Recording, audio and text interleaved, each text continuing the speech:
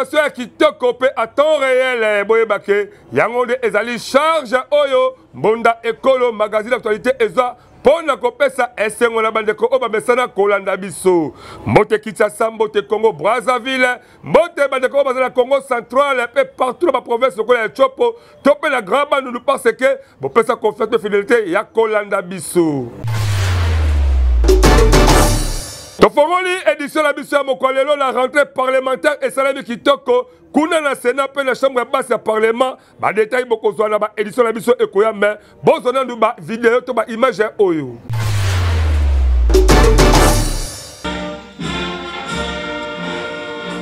Merci, veuillez vous asseoir.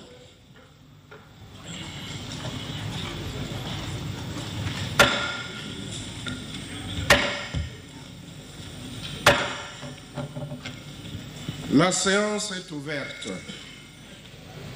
Chers collègues sénateurs, l'ordre du jour de cette séance comporte un seul point, à savoir l'allocution du président du Sénat à l'occasion de l'ouverture de la session ordinaire de septembre 2023.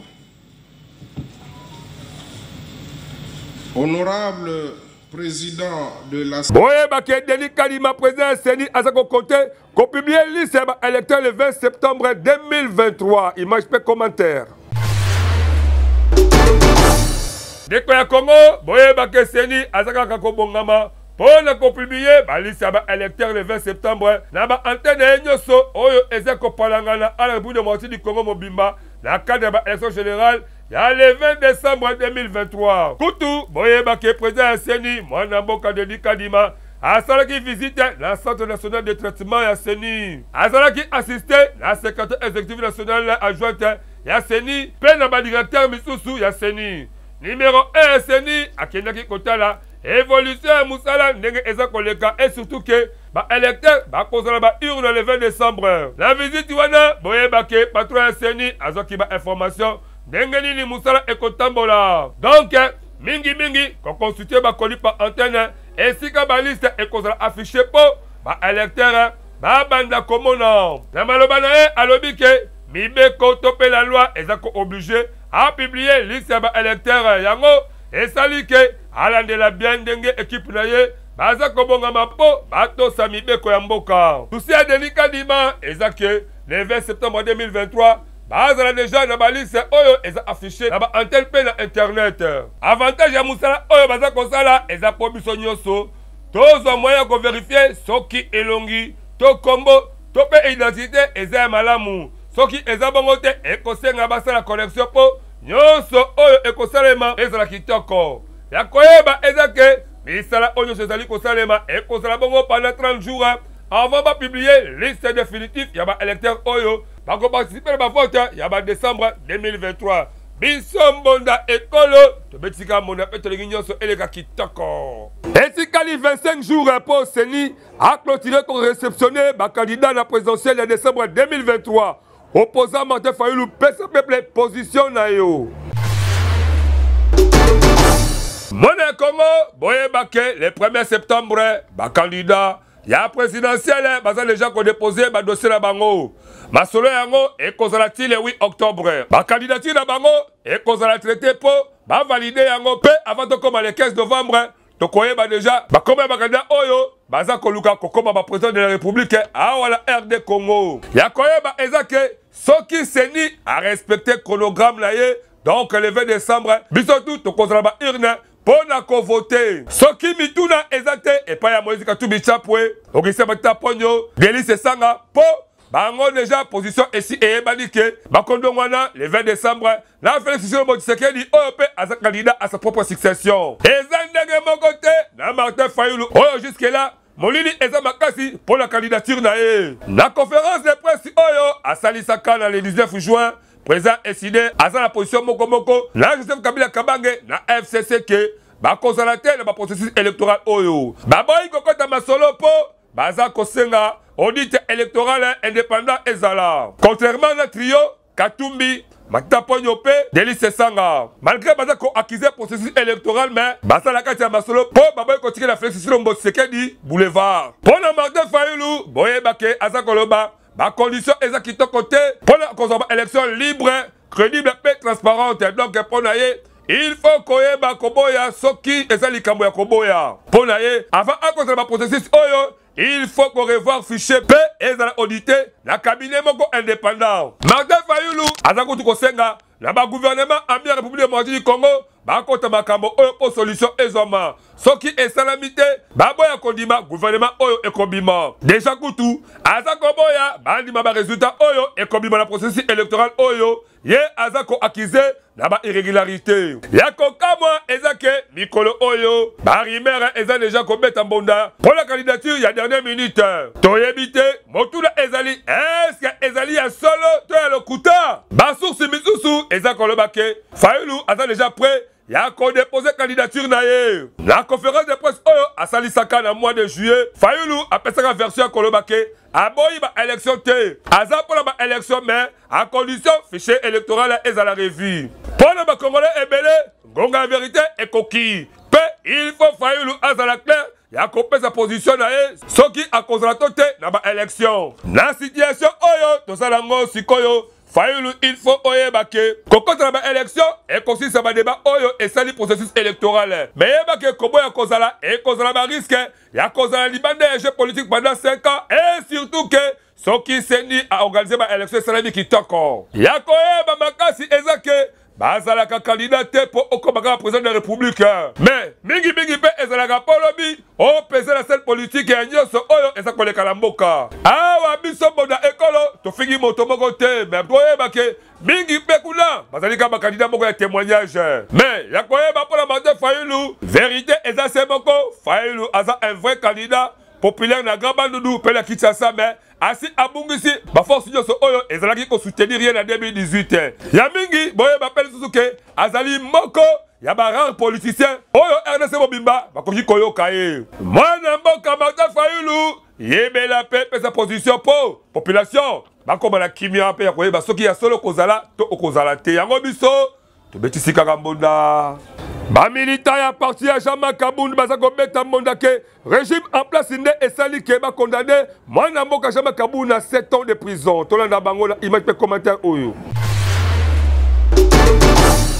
Mwana ya Congo kaka ndenge justice ya euti konyata 7 ans na mwana mboka Jean-Marc Kabund boyeba ke epesi kokoso na parti politique na ye Alliance pour le changement. Nengo ba humilité pona kobetisa mbonda na masolo yango.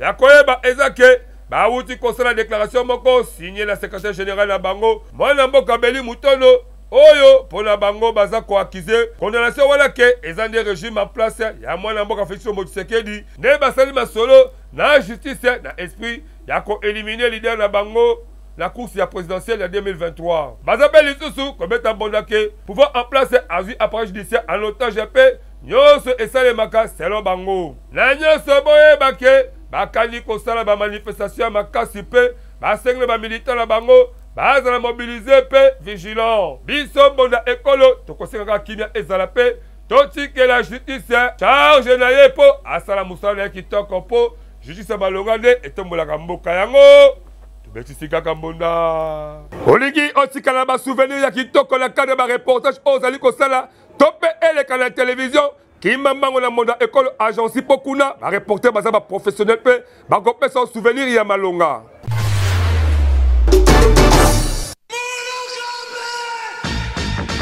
Bana Congo Kinshasa, bana Congo Brazzaville, yo mutu olingaka ba activité na yo eye bana na mokili mobimba. Mbonda ekolo agence epesi bino opportunité ya kosalela bino ba reportage ya kafu. Ezala activité politique, socio-culturelle, économique, religion, sport, conférence. Awa na mbonda ekolo agence ezosalema avec professionnalisme pe eza na prix moko très abordable. Esuki wana te endeko na ngai keba na ba reporter ya muyibi oyo bayaka kozwa ba image pe elekaka nango na télévision te kasi awa na mbonda ekolo agence nyonso ya filmage modération, réalisation, photoshooting ezosalema avec un partenaire idéologie parce que awa tokanga masolo. Pena o etali image yebake okozwa yango pe ata na format ya YouTube. Olingi oyeba bisika tozali benga biso na plus 243 89 81 81 097 na bandeli lisusu na plus 243 89 81 81 097 na mbonda ekolo agence nyonso ya reportage ezosalema kitoko avec professionnalisme et yokanio. Na cadre de la coopération militaire, que les Émirats Arabes Unis baza près, ya kosa la masolo yango la République démocratique du Congo.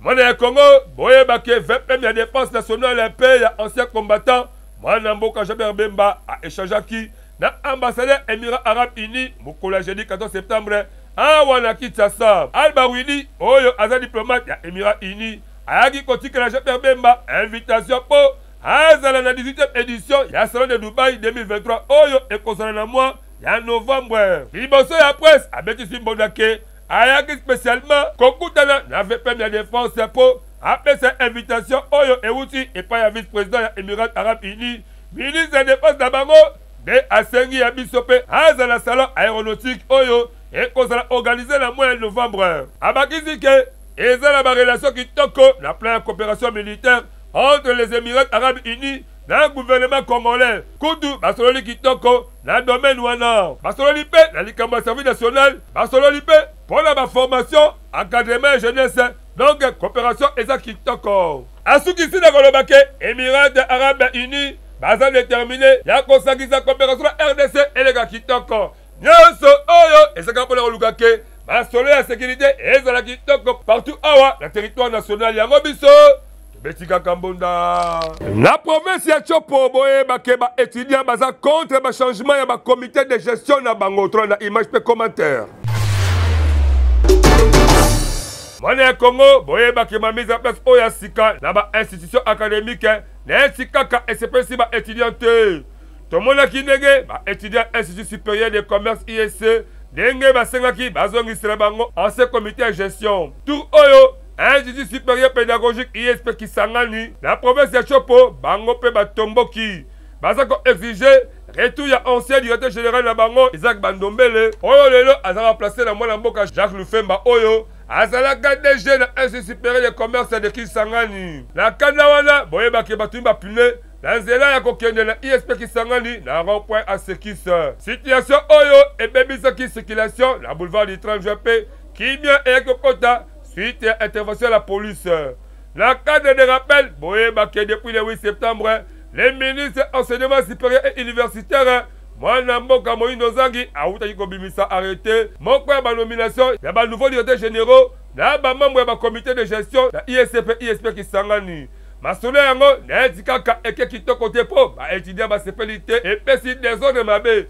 Mwana Mboka Moïno Zangi, mais quand nous comptons en commun avec les étudiants, on a demandé que ça là est un peu pour essayer d'harmoniser et essayer Moussala yango biso Betika Kambonda. Olingi comme journaliste professionnel ko ba pe ko sima caméra kitoko kanga bozo mo ngazo bibaka ti télévision boye topé ko sala ba vidéo na cadre de montage kitoko qui m'a mango la salle de formation média indépendant topé se formi pokuna ba professionnel média ndé ba sa formation la ba kitoko. Voulez-vous apprendre et devenir journaliste? Les centres de formation médias indépendants procèdent au recrutement des nouveaux candidats pour une nouvelle session. Que vous soyez diplômé d'État, homme de Dieu, docteur ou qui que vous soyez, les centres de formation médias indépendants met à votre disposition les filières ci-après. Le journalisme, la prise de vue, le montage vidéo. N'hésitez pas de nous rejoindre car ici, la formation se donne avec les professionnels des médias. Chez nous, c'est de l'expérience et du professionnalisme. Nous sommes les centres de formation médias indépendants. Pour tout contacts, appelez-nous au plus 243 89 81 81 097 ou appelez-nous au plus 243 99 37 45 722. Je répète, appelez-nous au plus 243 89 81 81 097 ou au plus 243 99 37 45 722. Maire ya ville ya Matadi mwana mboka Dominique Kodia Mbete abetisi mbonda yakope kisala mutu nyoso atia ba affichage ya taux de change na Matadi to na image pe commentaire. Mwana ya Congo boye bake depuis akoma maire ya ville ya Matadi musala ekoma kotambola kitoko pe bana Matadi même na batu nyoso bakendeke Matadi basepelaka pe bamemaka kaka ba témoignage ya kitoko. Boko tuna ngai nani mwana mboka Dominique Kodia Mbete l'homme compétent oyo aza kotambola la vision ya chef de l'état mwana mboka Félix Tshisekedi alalaka te butu moi tur oyo botuna ngai nini atelemeli bakambiste kaka mpona koluka respect ya ba institution ezala boyebake apekisi ba affichage ya bato d'échange na ville ya Matadi mobimba et surtout que eza chef-lieu ya province ya Congo central nyonso oyo pona ko éviter ba spéculation nyonso na communiqué na ye signé depuis le 13 septembre boyebake autorité ya Matadi alobi boye il faut kaka koyebake banque centrale nde aza seule voie officielle ya ko fixer taux d'échange. Communiqué officiel numéro 026/2023. Le maire de la ville de Matadi, mwana mboka Dominique Kodia Mbete, aza ko informer la population oyo nyonso baza na juridiction na yeke suite ya ba nombreuses spéculations constatées na likambo o etali taux d'échange mingi ya dollars américains par rapport à franc congolais. Alobi que est interdit à dater de ce jour l'affichage du dit taux sur toute l'étendue de la ville de Matadi. Alobi que kaka banque centrale ne ezali seule voie officielle pour fixer le taux d'échange. Yakoyeba ezake les contrevenants au présent communiqué ne s'en prendront qu'à eux-mêmes. Yeba que soko telemeli yango yo moko okoyeba oyo kokwela yo. Aseki na banani les services de sécurité sont chargés de veiller au strict respect de cette mesure qui ne peut souffrir d'aucune faille. Fait à Matadi le 13 septembre 2023, signé par Dominique Kodia Mbete. Awa esali boye dekonangai tosabato sayopo obika parce que dans la terre baloba Douralex Lex et surtout que ba service de l'État sont déjà concernés pour la cause à force et à commettre en exécution instruction oyo. La loi est dure, mais c'est la loi. Mon mboka Dominique Kodia Mbete, yebake misala na yo elumbi sur la kitoko, et surtout que oza kotambola la vision du chef de l'État, mwana mboka Félix Tshisekedi yango biso, tobeteli yo kaka mbonda. Boyebake service national atidi équipe ya bakulu na oyo bakoma lelo, babatisseur na Afrique du Sud pour la formation ya 6 mois. Ndeko ya Congo boyebake bana kuluna oyo bakenda kanyamba kasese pe lelo bakoma barebatisseur grâce à service national o eza dirigé na général Jean-Pierre Kasongo Kabwika ndambu na bango bakena Afrique du Sud botia mitema kimia pour la Johannesburg bakokende Pretoria pour na koyeko la formation ya 6 mois bamisusu bakokoma ba machiniste bakumbi train pe bamisusu ba technicien bakoyeko la pe kosala bilanga kitoko ndenge nini pe ya kobokola bibwele na makambo misusu ya kitoko po bazala ba vrai bâtisseur bana oyo bazangaka valeur na société likolo ya misala ya mabe oyo bazali kosala lelo oyo bakomi kozwa valeur na société basepeli makasi pe baremercie le chef de l'État Félix Tshisekedi na général JPK Bongo Kabwika na musala kitoko oyo lelo bakomisi bango babâtisseur bapromettre biso ke tango bakozonga awa na RDC bakokoma ba instructeur pe bakozonga lisusu na mboka Nelson Mandela na ba équipe mosusu po baforme pe bango kitoko na oyo etali ba difficulté le général Jean-Pierre Kasongo Kabwika aza kosinga kaka na mokonzi ya mboka Félix Tshisekedi akota likambo na bango mpona korégler problème ya évacuation ya ba produit ekende kebisika consommation kitoko pe boyebake mokonzi ya mboka mwana mboka Félix Tshisekedi oyo apesaka ba promesse na kitoko pe a réalisaka yango étant chef de l'État a promettre kopesa bango ba moyen de transport surtout train po nyonso ekitaka atala Kinshasa pe ba province misusu kitoko biso mbonda ekolo totomeli bango mokako swa pe tobeteli bango mbonda kitoko yo oyo oyebi ke opona cop ya kuluna kidnapping pe ba vol main armée surtout kosala ba insécurité hors la Kinshasa yeba ke la police akosukisa yo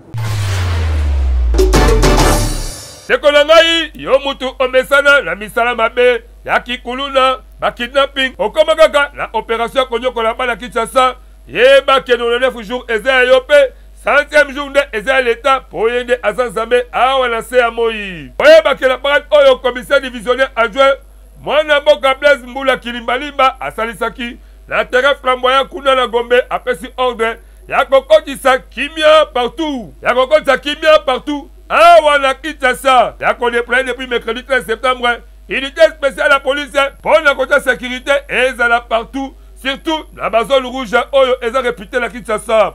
Alors bien que, pour répondre, la demande du gouverneur de la ville de Kinshasa, moi n'a pas que je te dis que Bilamba Kapo, la sécuriser la population n'a biloko la bango 24 heures sur 24 heures. Abedisi bonne la police wana ke mission spéciale eza la qualité contre la criminalité donc bazala ozage babundisa lisolo ya kuluna na bakwanyo sope bisika nyoso bazalaka na oyo etali logistique kote wana kutu bakinois bolala la bino pongia ba bébé po ba solo eza kovanda et surtout que ba patrouille ba bouclage et comme na kosala ba po charroi automobile eza assuré na bateni ya sika déploiement wana eza pour la kobundisa kuluna esila ba vol main armée na ba kidnapping awa la capitale police de proximité oyo bazawana pour na répondre à temps réel na alerte ya population awa papa mama atela mona na yo oyebi ke azaka moyibi azaka kidnapper azaka kuluna yeba ke l'état de akosilisa ye po turo boko regretele boko regretaka la tanga général Kanyama biso Betisika Mbonda Société nationale d'électricité Snele Mokuse entreprise ya ba démissionnaire topé à kosunga population toyebite po pasi et l'équipe population komi kolela Kongo mboka ya Lumumba toza koyeba te soki toza kokende wapi po oyo toza komona na SNEL toyebi te soki topesa yango kombo nini. Eske SNEL esalaka musala to ekoma nango société ya ba démissionnaire. Botala neti awa toza na komini ya Kimbantseke route Mokali na ngambu ya pont basinga ya courant en désordre neti kaka SNEL ezalaka te. Nzokande afutisaka batu oyo ba facture chaque mois. Kasi oyo etali basinga pe ba câble ya courant to ba cabine mwana na mwana milukela solution. Kobanga surtout soki mbula ebeti mawa mingi. Bakondi ya SNEL boza wapi? Quelques habitants ya quartier P balelisaki Mbonda. Oyo nakoki koloba na bango en tout cas bakanisela biso courant ndobo epelaka pete insécurité makasi mwinde zate tala bana na biso bazobonga te. SNEL zwa ba responsabilité na yo en tout et pour tout pour éviter ba dégâts ya ndenge na ndenge. Bozela kaka likama ekoma te, botia ba câble ya malamu, bobongisa cabine pona kosunga population. Otolobaki te. Nini eza kosala bana lelo babeba ba parents to zona ba responsabilité la biso to na image pe commentaire oyo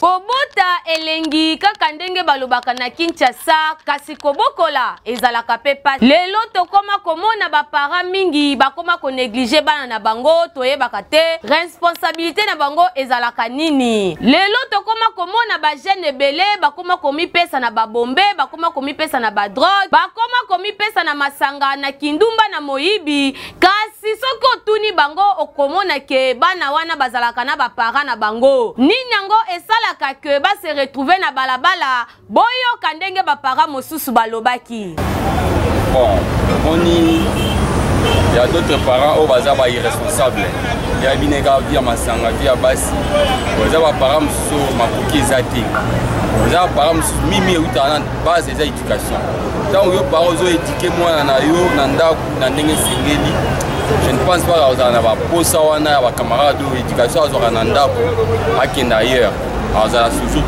basé dans l'éducation au handap.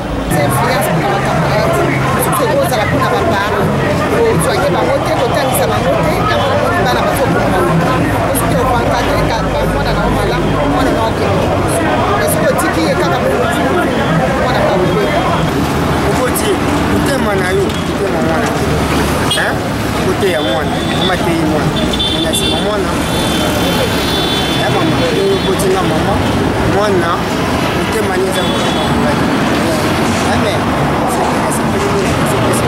tokosenga kaka na baparent boyeba na koreedike bana na bino malamu kasi mpe toyebi ke quelque part bana mosusu mpe balekela baparent na mitu bana bongo para soki oremake ke mwana azali koyoka te mema ye lombangu na leta paske kuna bakopesa ye mpe edukation ya malamu kasi biso mpe bana esengeli toyeba ke tozali fitiri ya lobi tango bazali kotinda yo na kelasi bazali kolakisa yo musala ezali mpo na bolamu na yo moko biso awa tobeti mbonda basali bilanga basengeli sungi na leta po ba répondre positive dans le secteur na bango Wilfried Samba azali kuna na compte ya mbonda ekolo.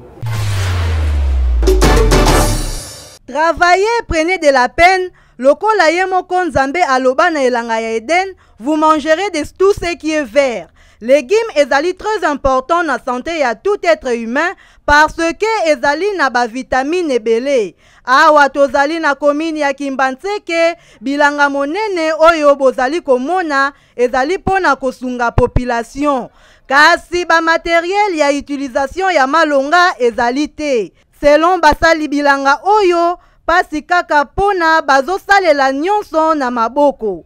Wana pona koluka population ba bénéficier pe kosunga mabota na bango. Est-ce que tokolia kaka biloko oyo ezouta na mboka ya bapaya? Congo ezali na mabele moko riche to exploiter yango na ndenge esengeli. Ba mama to pe basali bilanga baleli na bakonzi to pe na ministre ya agriculture ayeba na kosunga bango na ba matériel ya misala.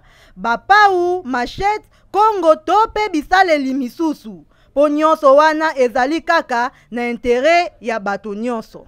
Caricature ya lelo le vieux Jesse Djemba koko tiri tiri elongo la igri de mateta toka conseiller maloga obobombeli biso. Ndeko na kati ya Congo likambo oyo etalima ya régie des eaux toyebite e koma kopesa babota mingi pasi okokendela bakomini mususu lokola bakinkole bamonga fula topela bakampus mai kutu ezalaka te ekoma konyokola population kutu population po bazwa mai ekoma kosenga ba exercice ya ndenge na ndenge surtout soki na matetela ya banom batu bakoma kokati ya rivière ya njili mpona kokende koluka mai na ngambu ya njili yango boyoka listola lelo ndenge bandeko bakufaki na ebale mpona koluka bamai na ngambu ya kokatisa litwa babwatu naza Kadafi te bayaya affaire ya mai ekomi pasi il faut kokatisa na babidon na bwatu mpona koluka mai pasi mingi na bwatu keba mai ekoki po ya mai te bandeko likama tokufie kaka ndenge boza komona bandeko bawelaki likama komata na bwato po bakele koluka mai na ngambo tala ndenge likama ezwi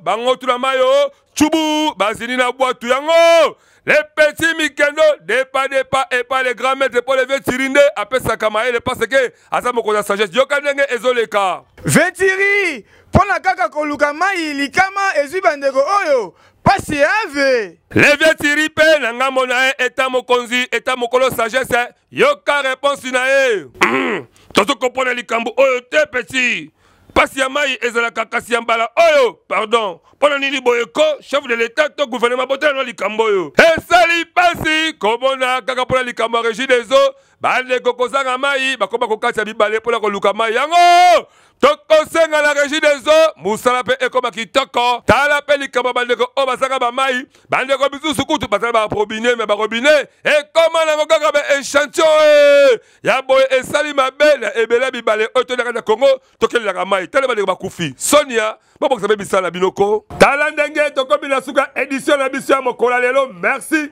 po bozalaki ebele ya kolanda biso uto ebandeli mpe kino suka tokopesa merci na Wilfried Samba oyo azalaki na nsima ya kamera mpe tobosali te ndeko na ye Benjamin Kilunga oyo azalaka te bareportage na niveau ya baprovince mpo amemela biso baelema ya kitoko réalisation montage esalami epai ya mwana mboka igrida matetanga aledi la présentation mpe merci mingi na mama Medine Kamembe oyo asimaki édition ya mokolo lelo bokontinue toujours kosabone massivement na chaîne YouTube na biso Monda École officielle mpe Voilà biso ablo ndenge tokolekisa yango po awa. En tout cas, ba partenariat eza ebele na ba chaîne ndenge na ndenge. Merci bosika malamu tokuta la prochaine maso kolo yesu. Azongite, je vous aime beaucoup. Bye.